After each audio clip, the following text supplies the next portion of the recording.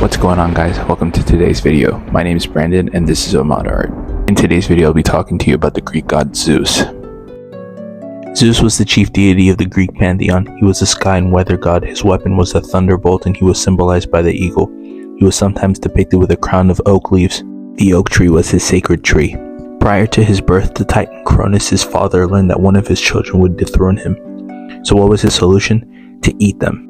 Zeus avoided his consumption because his mother Rhea swapped him out for a rock in his swaddling clothes. He was nursed by the nymph Amalthea and guarded by the Curetes, who were young warriors.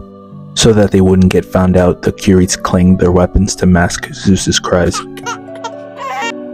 While in hiding, he met his first wife Metis. She advised him to disguise himself as an Olympian cupbearer and get Cronus to drink some poisoned wine.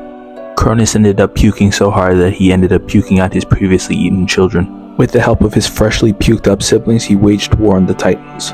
You might be wondering why Zeus is the leader of the gods even though he's the youngest. Apparently his older siblings being eaten cancelled out his birth, and then being puked out acted as a second birth.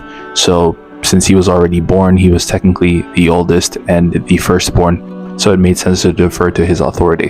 This war for power was known as the Titanomachy. Before I get into the Titanomachy, I want to talk about the events that preceded it.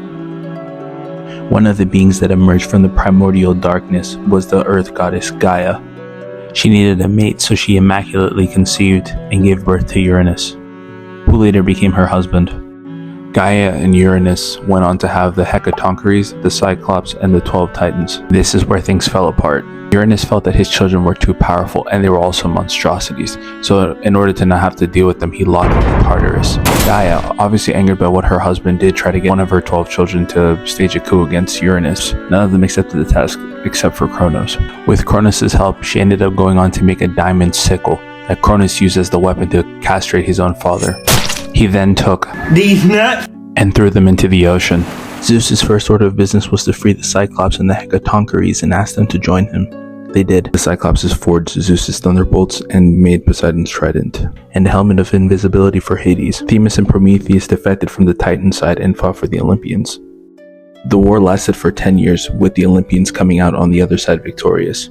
After their win, Zeus ended up locking up all the Titans in Tartarus, the Hecatoncheires now being the guards.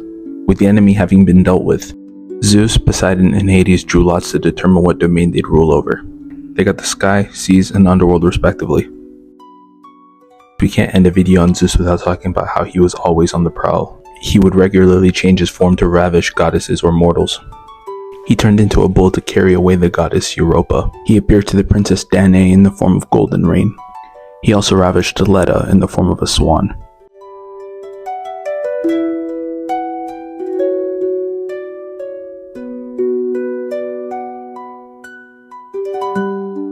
Wait, do you hear that?